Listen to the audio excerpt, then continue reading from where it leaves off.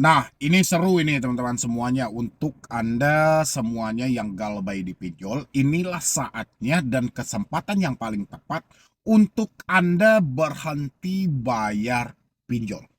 Senang nggak teman-teman semuanya gitu loh. Saya akan tunjukkan sama Anda nanti apa itu saatnya, kenapa harus berhenti bayar pinjol ya untuk semua teman-temanku yang mengalami telat bayar atau tidak mampu bayar ya. Boleh disimak ini sampai habis. Jangan sampai Anda skip. Kalau Anda skip nantinya takutnya Anda mengerti seperempat, memahami juga seperempat, tapi giliran bicara nanti takutnya Anda double gitu loh. Ya, jadi kan bikin malu diri sendiri. Tapi dengerin dulu sampai habis, baru Anda berkomentar. Tapi sebelumnya buat teman-teman semuanya, sebelum saya lanjutkan, yang belum mensupport channel ini boleh disupport dulu, boleh didukung dulu. Karena satu supportan dari teman-teman semuanya menjadikan channel ini makin berkembang dan saya makin semangat dalam memberikan motivasi dan edukasi. Ya, oke teman-temanku. Kenapa saya bilangin ini adalah kesempatan yang paling tepat? Ini kesempatan yang paling pas gitu loh. Kalau Anda pengen berhenti bayar pinjol untuk selamanya. Kenapa? Karena ada aturan itu yang tidak pernah dipakai oleh pinjol ini.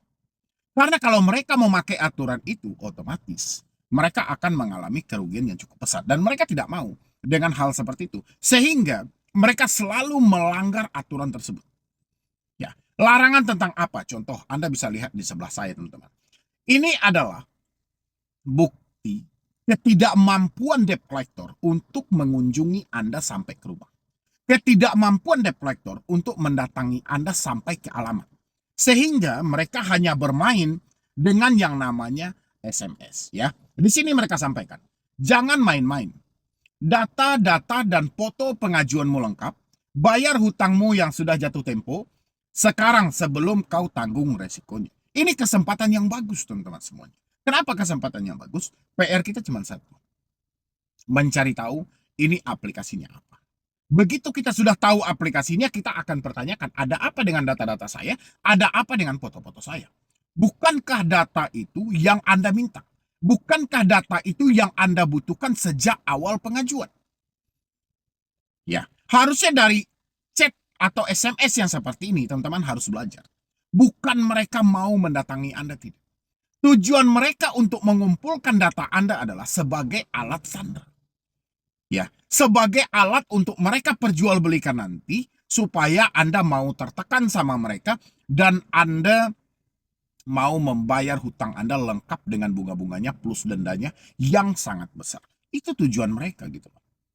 Ya, makanya mereka berdalih dengan kata-kata jangan main-main. Data-data dan foto pengajuanmu lengkap. Ya, gimana tidak lengkap kita diminta kok untuk foto KTP. Diminta untuk foto wajah. Ya, PR kita adalah mencari tahu ini aplikasinya apa. Begitu kita sudah tahu aplikasinya, hal ini kita laporkan kepada otoritas jasa keuangan dari diri kita sendiri. Berhenti membayar. Ya, ini adalah sebuah keuntungan yang besar buat dirimu, teman-teman semuanya. Keuntungan yang besar ada di sini. Kamu akan beruntung. Semakin pinjol melakukan pengancaman, semakin debt collector melakukan pengancaman, keuntungan ada pada dirimu. Ya, kamu yang seharusnya berjuang di tengah situasi seperti ini, kamu tidak usah memperjuangkan ansuranmu lagi.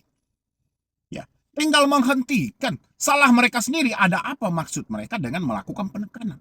Sementara di dalam POJK 22 tahun 2023 tentang aturan penagihan kredit terbaru, dilarang melakukan tekanan, ancaman, intimidasi.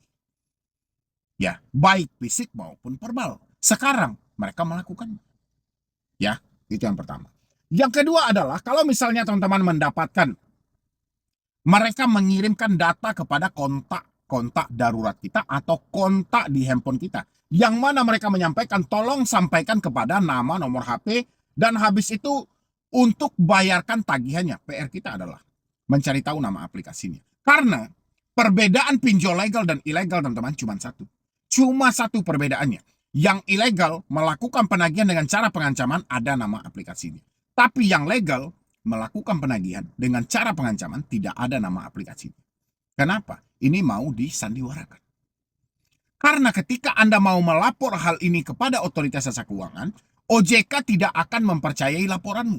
Karena OJK beranggapan itu adalah pinjol ilegal, bukan legal.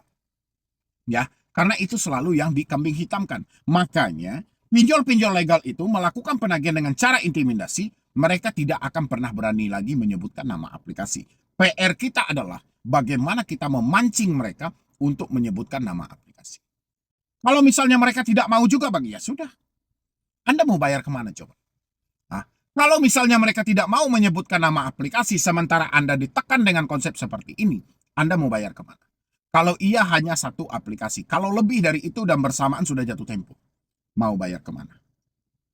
Ya, ini tindakan bodoh yang sedang dipertontonkan. Makanya penting kita mencari tahu nama aplikasinya apa. Ya, kalau memang mau melakukan pembayaran. Biasanya mereka dalam satu hari, teman-teman semuanya, mereka bisa menggunakan dua nomor.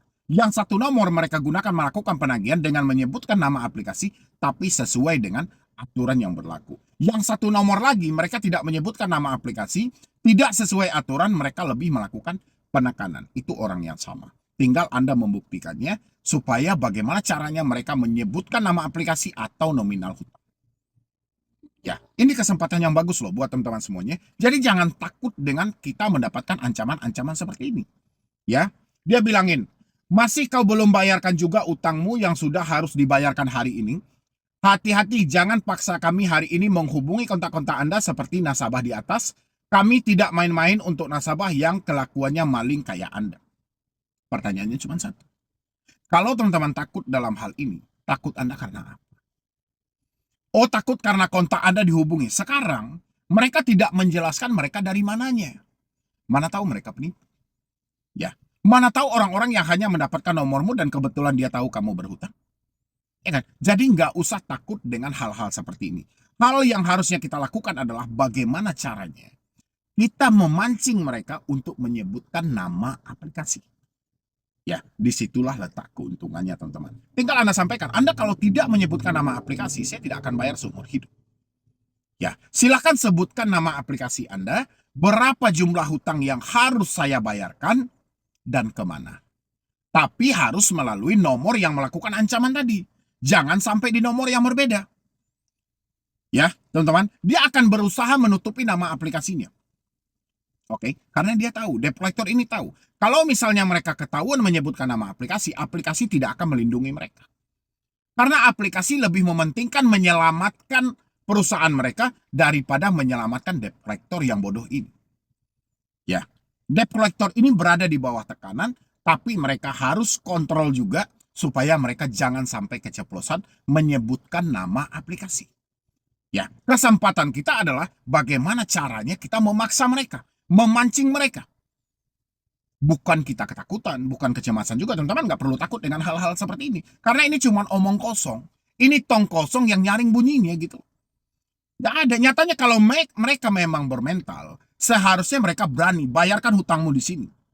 Supaya orang tahu kan mengarahnya kemana. Tapi ini nggak, mereka beranggapan ini seolah-olah buta, nggak dijelaskan aplikasinya kemana, arahnya kemana. Mereka hanya melakukan penekanan. Oke, teman-teman semuanya, walaupun Anda sudah tahu ini dilakukan oleh aplikasi apa. Habis itu lagi melalui SMS juga, teman-teman semuanya. Hutang lu udah jatuh tempo sekarang. Foto keluarga lu udah gue pegang, bentar lagi gue buat buronan muka mereka semua di semua sosmed dan semua rekan kerja lo, udah gajian lo bayar sekarang, gue tunggu sebelum malu. Nggak usah juga teman-teman hiraukan hal-hal seperti ini. Ya, di beberapa video saya selalu menyampaikan kalau memang tidak bisa pemikiran teman-teman diajak kompromi, putus semua komunikasinya. Tapi kalau bisa pemikiran Anda diajak kompromi, alangkah baiknya cari tahu nama aplikasinya. Ya, begitu mereka menyebutkan nama aplikasi, kalau nggak nominal dari hutang yang harus dibayarkan, di saat itulah bersamaan Anda berhenti bayar dan laporan itu Anda teruskan kepada otoritas jasa keuangan. Biarkan OJK yang menjatuhkan sanksi administratif, entah itu dihapus pinjolnya, entah itu diblokir pinjolnya. Ya, biarkan OJK yang menjatuhkan. Tinggal PR kita adalah bagaimana caranya debt collector ini menyebutkan nama aplikasi supaya kita tahu. Ya, ini bukan perkara Anda tidak ada uang, tidak mampu, nggak ada. PR Anda cuma satu itu aja. Jadi jangan takut, jangan cemas, jangan khawatir juga. Anggap aja angin berlalu, itu menandakan selagi mereka masih mengancam dengan hal seperti itu, menandakan mereka tidak mampu datang ke tempat Anda.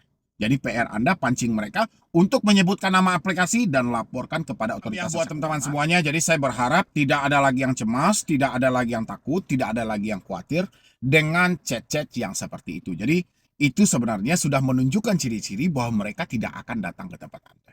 Mereka tidak akan mungkin berkunjung ke tempat Anda. Nyatanya, mereka sudah melakukan pengancaman. Apalagi mereka sudah tidak mau menyebutkan nama aplikasi. Jadi apa yang perlu kita khawatirkan?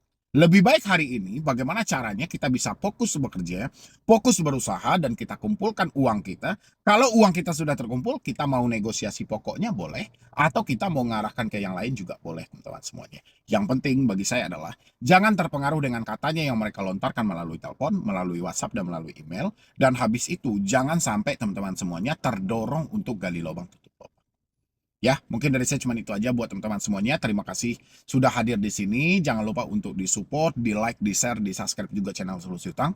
Mudah-mudahan channel ini makin berkembang dan saya makin semangat. Jadi sekian dulu dari saya, Medi Broni. Wassalam.